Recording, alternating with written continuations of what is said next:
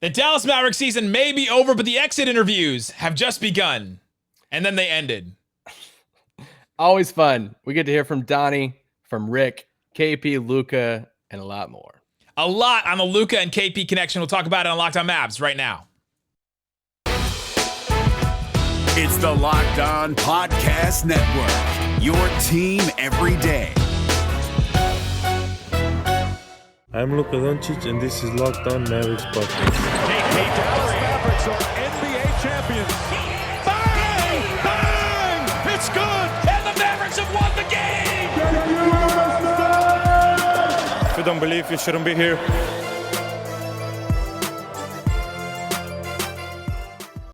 And welcome. You are locked on to the Dallas Mavericks. My name is Nick Angstadt, media member and coordinator for the Locked On Podcast Network. And joining me, as always, my co-host contributor at Mavs.com.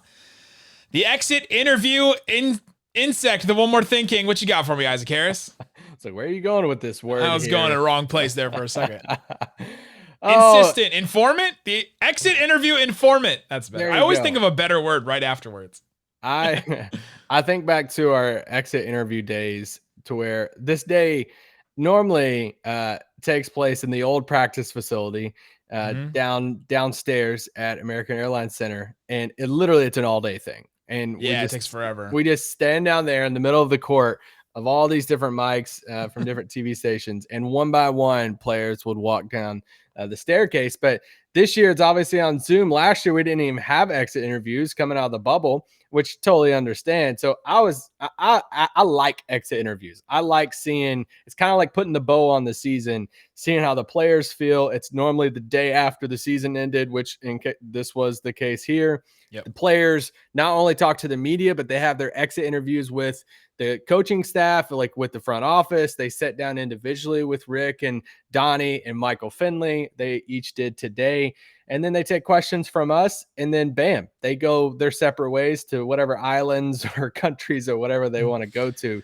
But it was fun. I like hearing from them on a day like today. We have lots of audio to share with you, the biggest and best quotes that we thought stood out the most, including what Luka thinks about his extension, Rick Carlisle talking about Luka and KP, Donnie Nelson talking about roster building, and then all kinds of different comments like that. Today's episode is brought to you by Michelob Ultra. Enjoyment isn't the end game, it's the whole game at only 2.6 carbs, 95 calories. It's only worth it if you enjoy it. All right, Isaac Harris, let's start with some of our first comments here. We have...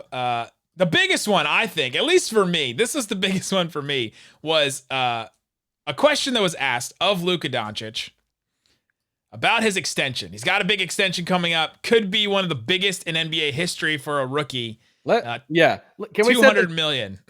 Let's set the stage for this just for a second, because no rookie has ever declined this extension. Okay, a max extension at the end of your rookie contract. No rookie has ever turned that down, or no young players ever turned that down. This is what this is what the NBA kind of set in place to help small markets, to keep these guys when they draft them, the Giannis's of the world, the Lukas of the world, that they kind of put this in place to where only the home team can give this huge extension.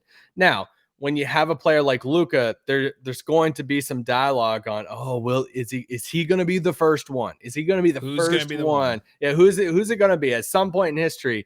So over the past 24 hours, ever since they lost, you've seen the dialogue happen a little bit among national media. Some fans of man, we got to figure out, is he going to take it? It's coming up this year. And Luka got asked directly about that today. Luka, you'll be eligible, assuming the All-NBA thing works out, you'll be eligible for the rookie Supermax extension. Is that something you intend on signing? Does that go without saying? I think you know the answer. Dealer's choice, Skylar. I'm not gonna lie to you. I think you know the answer. I thought that was so funny, the way he answered that. If you're listening on the podcast and not watching on YouTube, we played the actual clip of his face, but just the way he smiles, that Luka smile, he's still kind of a kid, right? I mean, there's so many childlike aspects of him. And I'm not saying that to put him down or anything. People would say I'm a childlike person, but there's just so many different things where he's just kind of like a bashful, Aw, guys, like really, we're talking about this, and it was just really interesting, and it kind of put to bed for me. I did kind of think, could he be the first one? There's so many different things about Luka that you could say, okay, well, he likes the spotlight. He is a guy is not dependent on this money necessarily. He's gonna get it from somewhere. He's not, he can tear his ACL and he'll still get this max deal, right? That's not even a question for him. He's that good. And so could he be that first one to turn it down?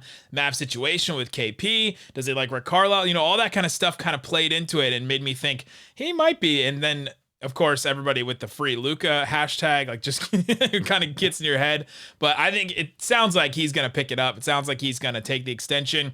And it's probably really hard to turn down a $200 million extension, especially with a team that you've known, by and large likes the organization, likes the area that he lives, and likes the setup he has right now. It's familiar to him.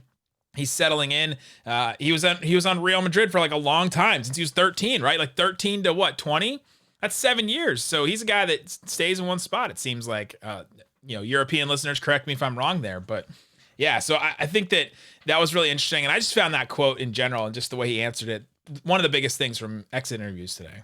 Oh, yeah. I think as a Mavs fan, you're walking away saying, okay, despite any other comments that you might have felt uncomfortable with from whoever on the exit interview day, that brings a lot of joy, because it's like what Nick said, that, I think majority of us, it's like 95%. You're like, there's no way he's going to turn out. 200 million is a lot of money. Yeah. But there's a lot of stuff that Nick said in that of, if you try to create the definition of the first player to turn that extension down, reverse engineer it. Yeah, Luka might fit that definition as far as the star player, like a Hall of Fame top 10 all time type of player, everything that Nick mentioned. So I was very confident that he would take it, but there was still a slight percentage of me that was like, you know what? Like, I don't want to fully shut that door.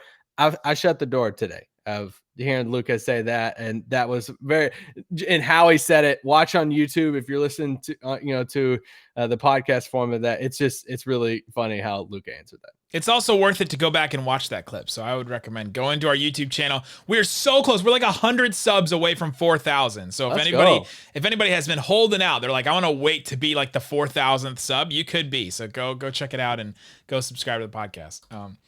All right, let's do a quick break here, and then coming up, we'll talk about Donnie Nelson with the roster building comments. There's a lot of interesting comments from Donnie, and then a whole bunch of stuff about KP and Luka from Donnie Nelson, the GM, president of basketball operations for the Dallas Mavericks, Rick Carlisle, obviously the head coach, and Luka himself. So we'll get into that coming up, but let's talk about Credit Karma. Credit Karma has always been there to help make better financial decisions, and now they want to help even more with the Credit Karma Money Spend account. You can be rewarded for good money habits. Sometimes I have these good money habits and I'm like, okay, I'm saving, I'm doing good things, but I don't get rewarded for it. It's not the instant gratification that you want necessarily, but Credit Karma can bring that for you. When you use Credit Karma Money Debit, you can win daily instant Karma purchase reimbursements on items up to $5,000. So if you are kind of a gambler, if you want to do that, you can go and use this card and maybe it'll super pay off for you. Credit Karma has already given away over $3 million in instant Karma to over 50,000 Credit Karma members and counting. Right now, visit creditkarma.com/winmoney to open your free account and start winning instant Karma. Go to creditkarma.com/winmoney to sign up for free and start winning instant Karma. That's creditkarma.com/winmoney. Instant Karma, sponsored by Credit Karma. No purchase required. Exclusions and terms apply. See rules. Banking services provided by MVM Bank. Member FDIC. Maximum balance and transfer limits apply. Also want to tell you about rockauto.com. With so many makes and models of cars right now and so many different places you could go. There's all kinds of brick and mortar stores that you could go to, and they have a bunch of different parts, but do they have the exact part that you need? Well, Rock Auto has it. They absolutely will have the part that you need. So go check it out. They have engine control modules, brake parts, tail lamps, motor oil, even a new carpet. Whether it's for your classic or your daily driver, get everything you need in a few easy clicks. And best of all, prices at rockauto.com are always reliably low, and the same for professionals and do-it-yourselfers. They don't have tiers and all that. Go to rockauto.com right now. See all the parts available for your car or truck right locked on in their How Did You Hear About Us box. So they know that we sent you. Amazing selection, reliably low prices, all the parts your car will ever need. rockauto.com. All right, Isaac Harris, let's hear from Donnie Nelson. He talked about roster building, what the roster looks like right now, if they want to make some big changes, and this is his answer to that, and we'll respond to it. Is there anything you want to say before we get started? Fire. Okay, we're going to fire away, and we will start with Skylar. Good day, Donnie. Thanks for the time. My pleasure, Skyler. Rick said yesterday the building around Luka continues now. Where does that building start, do you think? Yeah, as you guys know, we'll be aggressive in the off season. It's a big summer for us. We're looking forward to putting the other building blocks in place. We look internally first, as we always do, and we like a lot of the things that we've seen. We think as a young team, we've kind of taken the next step. Obviously, we ran into a little bit of a veteran buzzsaw. Some of guys that we were slapping up against took it to a different level. And but as we try to figure out again the pieces to augment our situation, we'll meet with Rick, Mark, obviously the staff, in the next couple of days, and hit the ground running in Chicago. Isaac Harris, that does not sound like a man that is as disappointed as some fans in what the roster did. What'd you make of Donnie Nelson's comments like that? I was just enjoying the back and forth of the videos right here. Gosh, there's a lot to say to that as far as the buzzsaw comment of facing the Clippers. I think that, which was, we just ran into a buzzsaw of a team, and which is kind of true. Like, we talked about that and kind of qualified this season as they play the Clippers. They have title contender status. They should be a 1 or 2 seed. They ended up being 4 because they rested all these guys and some guys were injured and all that. But this team should be one of the top 2 teams in the West. Yeah. So I think that's something just to hear, just his mindset on that of, are they viewing the Clippers series 2 years in a row of losing to those guys as, man, we just kind of got unlucky. We played the Clippers. And so let's still evaluate our team against a different opponent. I could see that angle to it, but I thought at the beginning there was, he said, we're still looking, we're looking for those building blocks. And I think you can take that in a couple different ways of, okay, well, do you think you have any building blocks right now? But then he talks about, we like a lot of the young pieces we have that fit together. And of course we've got to add to that. That was kind of another question. And that was kind of another answer I think he says later, but it goes along with this. Yeah. So, I think that's the biggest thing right now. They're just trying to figure out who fits alongside Luka, who's the building blocks, and do they have any of these? When I say building blocks, I think of who's the cornerstone blocks that go next to Luka. And we hear them, we've heard in the past the big 3 type of model. We've heard them reference back. What was it? Was it Harrison Barnes, Dirk? Yes. And Dirk, Finley, and Nash was the 3. Yeah, so they kind of talked about, they made that, kind of reference before. And even today, he was talking about, off-season additions. And we might get to this quote in a little bit when he's saying, if it's a top 3 player on the roster for sure, like if it's somebody we can add and they're a top 3 player on the roster, then it's a no-brainer. We do it. So it's like you kind of get a little glimpse into the mindset of, okay, who's our big 3? Who's our best 3 players? And do they feel like they have 2 and 3 right now on the roster? That's what we've yet to see. And we've talked about that a lot. We think that this roster, the biggest problem for this roster, besides the individual secondary creator, rim protector, all that, the biggest problem with the roster is everybody's miscast because they're all pushed up. They're all pushed up a number, right? Their hierarchy should be Luka, someone else. It should be KP, but he has now fallen down to he should be the Bosch. Right? He should be the Bosch on a team with Luka and another star. And that could be pushing it. But then now there's other role players that fall down underneath it. Then it pushes Tim Hardaway to a 4th or 5th guy. If Tim Hardaway's your 4th guy and you get 2 guaranteed 100% offensive players, then all of a sudden Tim Hardaway Jr. is 50%, where he brings it 50% of the time. The other 50% of the time it's what happened in Game 7. that or what happened in what was it, game 5 or 6 or game 4 or 6 that they lost and he just didn't really do anything.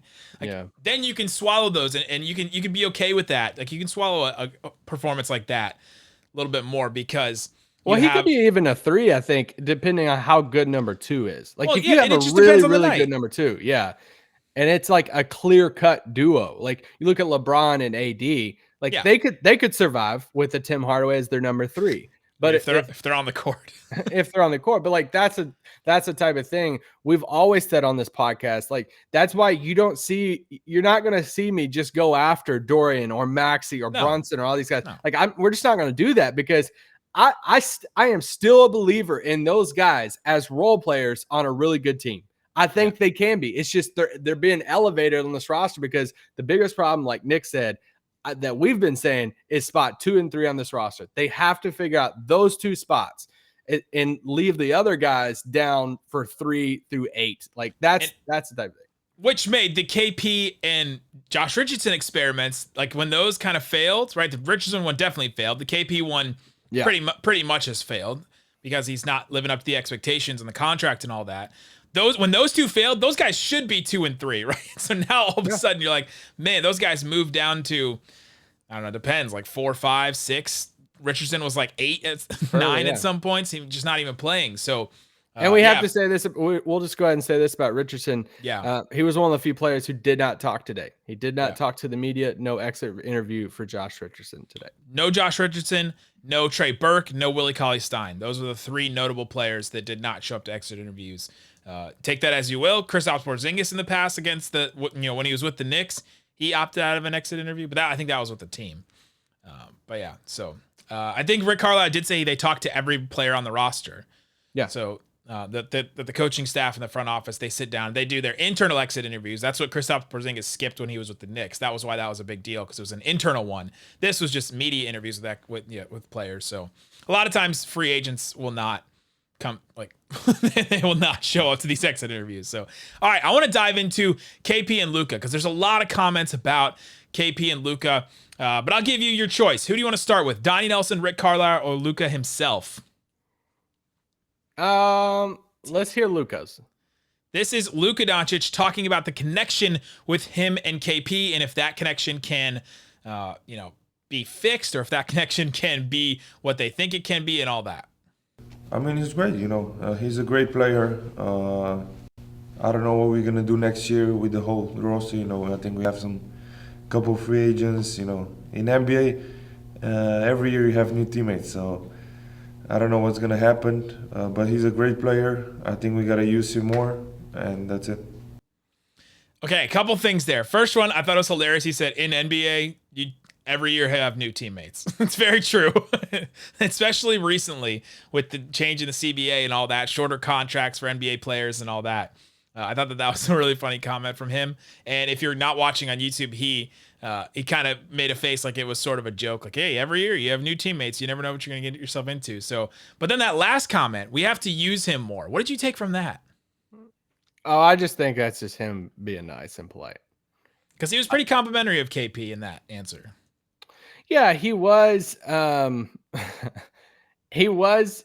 It's hard to read anything with Luka on like how he says anything because one, he hasn't been in the league a ton, and then two, English is not his first language either, and so on 3, he's been in the spotlight for so long. He's media trained to the point where he doesn't give answers to anything that aren't like the right answer. Exactly, but I could see where some people could see that answer, or somebody's listening to that answer right now, saying, "Okay, he was just asked about him and KP's chemistry," and his first headspace went to, well, we don't know what the roster is going to look like next year. And it's like, okay, well, yeah, that was the third thing I was going to bring. But no, I mean, I think one of the overarching things today was just there was a professionalism across the board from KP and Luka and Rick and everybody just about their tandem together.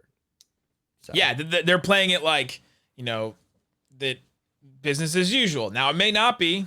That's the route you got to take, right? Like, yeah, that's the route you would take, and you do that route no matter what you have planned. If there's other plans out there, or no matter if it is like burning in flames right now, you take this route. You don't want to do anything else as far as in the public eye. Because think about it this way, and I know fans are like, well, they got to get KP out of there. I mean, it's just a toxic situation, and that he's, $30 million and he's not doing anything, scoring 9 points a game and all that in the playoffs, and he's not playing good defense, all that kind of stuff. I can understand that. But think about it from the Mavs have to play a game. They play the game of basketball, but then they also play the game of roster building, and it's one of the games that we love. Sometimes I love it more than the actual game itself, just the moving of pieces, the trades, the different things that happen. But now there's been a new element of this game that's been added recently, and that is, what position is your team in? What leverage do they have? And how do they look? And how does the situation look to the outside? And this is done through, you'll see lots of different things. Every single time Shams tweets about maybe anything, there is some angle that he is getting fed from some team that wants something from him to prove that this is this. Like he tweets about these guys that get bought out. Yeah, Austin Rivers is blah, blah, blah. And he goes and he's done this. And OJ Mayo is ready to come back. You know what I mean? Like he just tweets that for the agent to give him a little bit of a boost, to give that player publicity. But they also do it on the team side too.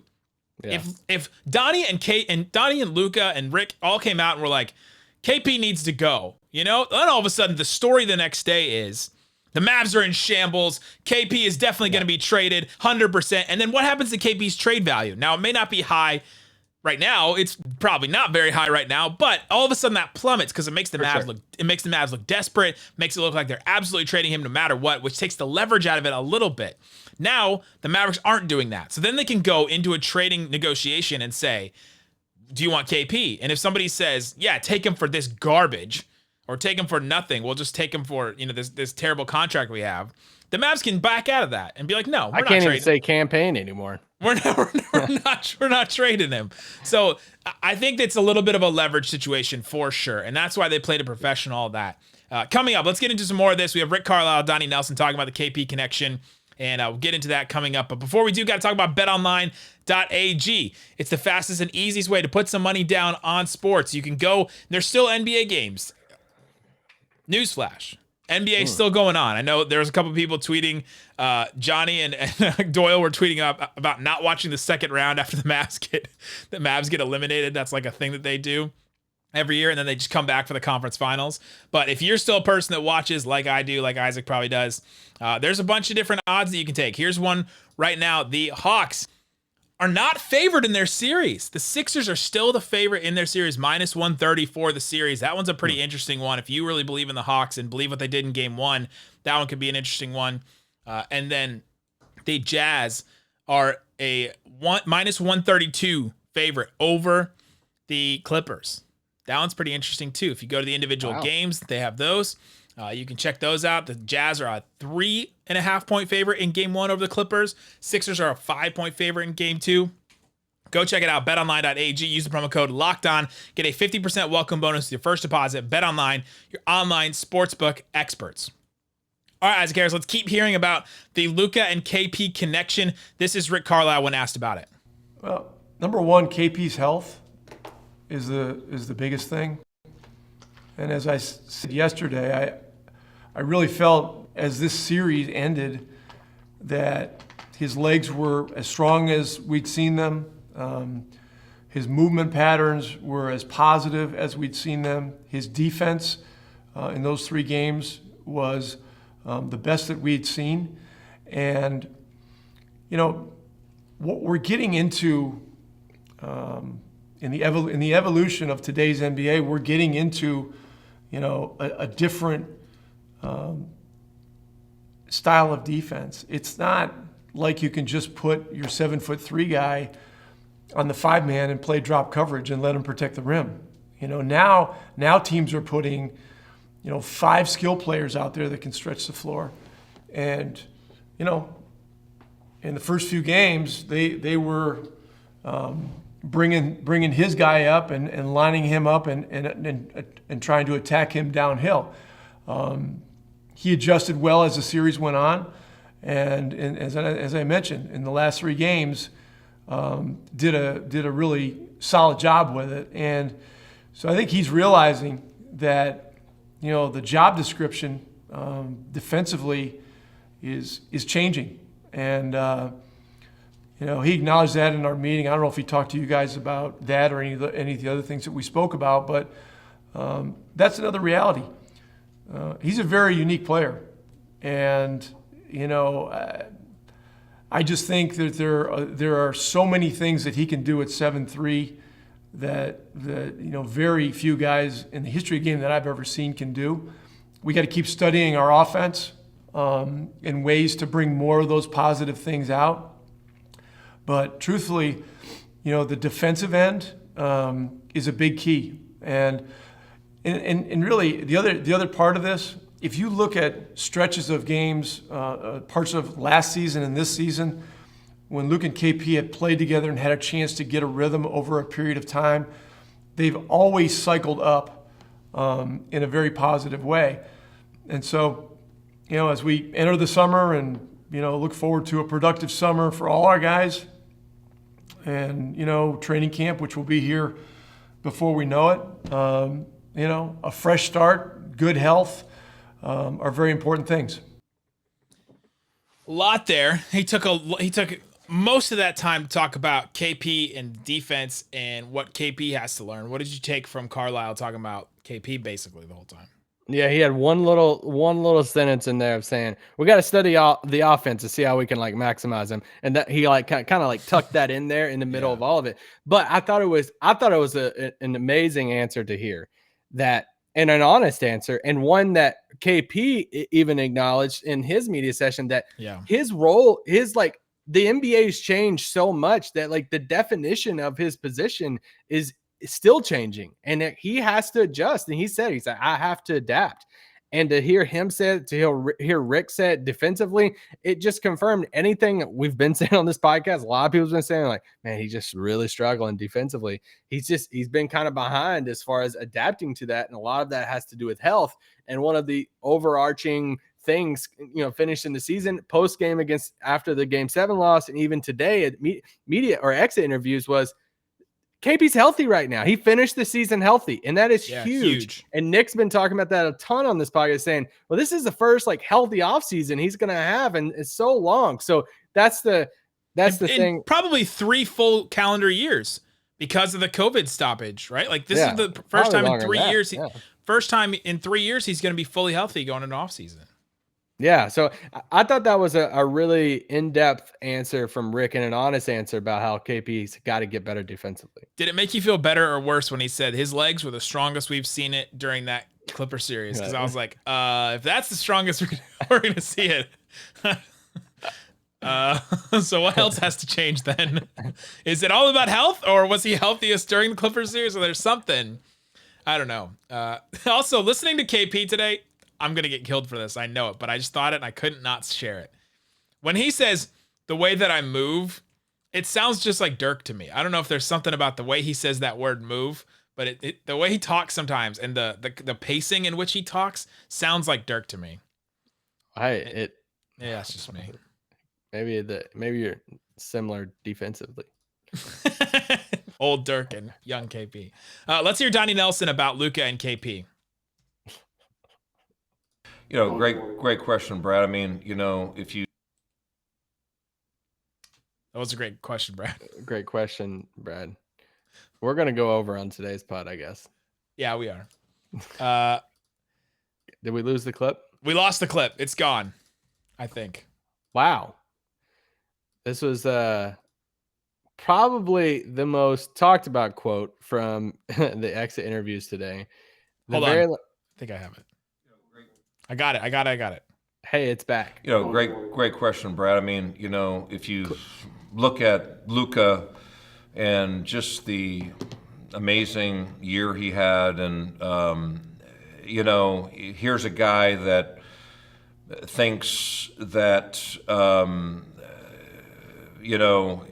he can win every possession of every game. I mean, and his numbers are unique. I think part of his maturity is, again, knowing how to balance, all those kill shots, with involving teammates, at the right time. That's just part of the maturity process. And I think as we move forward, that you'll see, I think, more of an inclusive effort overall on those fronts. I do know that their, supposed riff, tiff, whatever you want to call it, is way overblown. Both those guys want to win. And I think as time goes by, that it's not just KP, but it's Timmy, it's other players. I think you'll see a settling down and a balancing of Luka's repertoire. And I think not only obviously can he put up big numbers, but I think you'll see those assists start popping up as well, and involving more and more of his teammates. That's just part of, in my opinion, a young 22-year-old superstar learning how to win and using all of the chess pieces on the table. I think that's just part of his maturity process. All right, so we just heard from Rick Carlisle before about Luka and KP connection. He spent most of the time talking about KP. Donnie Nelson took it a different direction.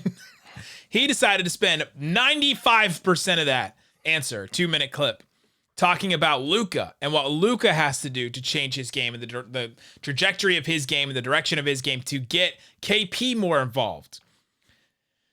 I think we're both going to go in on this clip a little bit in this answer, but I don't think that's it, man.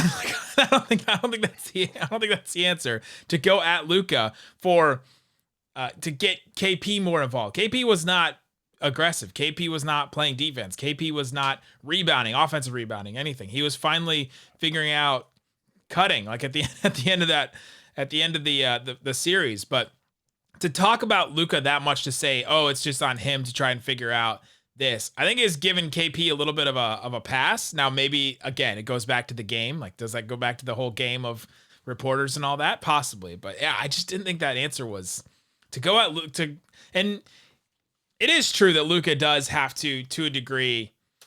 He's going to learn more. He's going to learn more about his teammates and things, but like, he's one of the best playmakers in the league already, right? Like, what else is he supposed to do?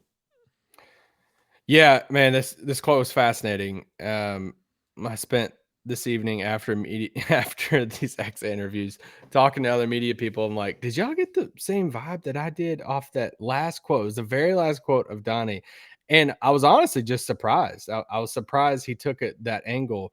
I was surprised. Do you think Rick and him drew straws afterwards? Like, all right, they're going to ask us about Luka and KP. Which one do you want to take? And it was like the popsicles, and one popsicle sticks, and one has Luka's name, and one has KP, and they just drew.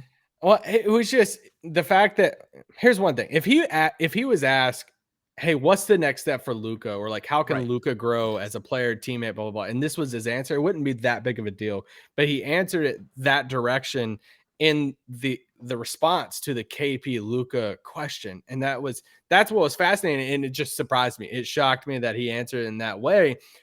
Not saying that I fully disagree, because if I'm another guy in the league that likes the ball in my hands, I'm not saying that it's perfectly ideal looking at Luka having the ball all the time and the usage and everything, and saying, man, that's a perfect situation. I would get the ball all the time. Like, I get how it might not be appealing. Maybe that was the play Donnie was making. Maybe it was like a galaxy brain thing of like, hey, guys out there, this is what Luka's going to get better at, and he's going to work on. So don't worry, you'll get the ball too.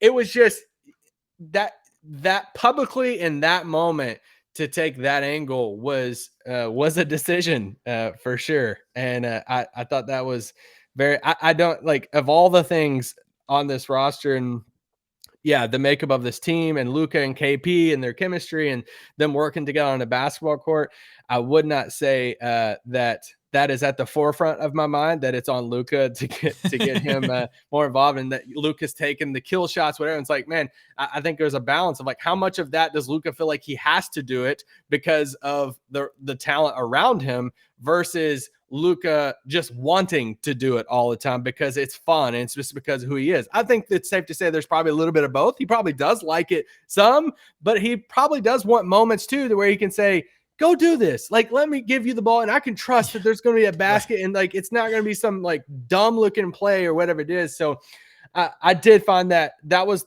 the most fascinating quote from today. And I texted Nick right after it happened. I'm like, whoa, like that was that he went there in that direction. And I think it was what Nick said too. I think this was more of a Donnie taking the approach of him wanting to kind of still bring confidence to KP, that we all know that this was, like Tim McMahon wrote about in his ESPN story about, he had the quote in there about KP feeling like he was an afterthought instead of a co-star next to Luka. That was a great piece. Go read that. But that gives you a little bit of mindset of like where KP was at this year too, of just watching Luka do all of this. And Donnie speaking into that today, and that answer gives you a little bit more insight and confirmation really that that's really what was going on, like with their chemistry, that KP was just he's tired of watching Luka shoot the ball. But bro, you got to prove that like you're good enough for Luka not to have to shoot the ball all the time. That's the thing. Think about the players with the highest usage rate of all time, right? Like look at some of these guys with the highest usage rate of all time. Westbrook in OKC in 16 and 17. That guy, who did he have with him, playing with him, right? Like who was playing with him that year? James Harden 2018-19. That was before Chris Paul, right? Or was that the Chris Paul year? That one incredibly high. Kobe Bryant in 05-06. Kobe Bryant in 05 and 06 played with Kwame Brown and Chris Mims starting in the front court and Smush Parker in the backcourt with him. That's why he had the highest. Then you have Michael Jordan early Chicago days. Another Russell Westbrook one. That one I think was with KD, which is interesting. Giannis, Allen Iverson, Luka last year, DeMarcus Cousins on the Kings. Like look, think about some of these guys and the rosters that were around them. The reason why their usage rate is so high is because they don't have anybody else to share the ball with that'll step up and be that guy. And so Luka with KP has not proven himself to be that guy to step up to be that second or even like a 1B, right? He's very clearly a 2 and then probably even farther down. So to get Luka's usage rate down, there has to be somebody he can trust on offense to get a shot on his own. Because if he doesn't get a shot on his own, the other thing is Luka's usage is still going to go up because he's going to get the assist, and that attributes to usage rate too, right? Like then all of a sudden Luka's still doing more, and he's still setting KP up in that way. So he has to get his own for that usage to go down, and for Luka to stop handling the ball so much. The star player has to be able to make their own shot, and KP can't do that at the moment. Yeah, and it's like I know Luka's at a different spot now than when we would watch him and see all these clips of him, playing on the national team. And hey, Rick Carlisle said today that Rick and Donnie and, Casey Smith, they're all going to go to Slovenia's national team, training camp, Olympic coming qualifier. up. Yeah. Olympic qualifier coming up pretty soon. They want to study and see how things are ran and stuff over there. Heck, they might go over there just to see Luka play off the ball with Goran Dragic. Like, I'm assuming Dragic is going to play. And it's like, that's one of the times we've seen Luka play with another ball handler, play with somebody he trusts, play with a guy that can create his own shot and everything. It's like, okay, this could be the mold of it. We've seen Luka be willing to do it before. And that's the thing. I don't think it's a Luka unwilling type of thing. Luka played off the ball a lot this year. Yeah, the danger of it is if you don't bring that talent, then he starts to get the James Harden reputation that he doesn't want to do it. And you look at that list that Nick just had on the screen, there's 3 players on that list that's in the top 15 at least two times. Westbrook, Harden, and Luka. And it's like Harden and Westbrook have this reputation in the league, right? That they're the ball hogs. They got to have the ball the whole time and like all this different stuff. And Luka's going to be in that camp if they don't get somebody else that he can willingly share the ball with that's good enough to say, all right, I'm going to go get another bucket for him. So that's their number one thing. We've been saying it. It's a broken record for us. We've been saying it forever that they have to get another creator. I don't care about rebounding or freaking Andre Drummond or any of these other people out there. We got to get another creator at some point. Jeremy Lamb. Not TJ McConnell. I'm not going to sit here and talk about random free agent names. That Rashawn Holmes, sure, but we could go all day on the whole, like, what if we got this X role player? But, we never want to ask the question if that role player actually wanted to come to Dallas. It's just, Dallas Mavericks are just sitting there saying, nope, don't want you. And of course, we all know that, because we know all the decisions that free agents. That's everything you need to see from Exit Interviews. We'll be back tomorrow, guys. Thanks so much for listening to Locked On Mavs. Peace out. Boom.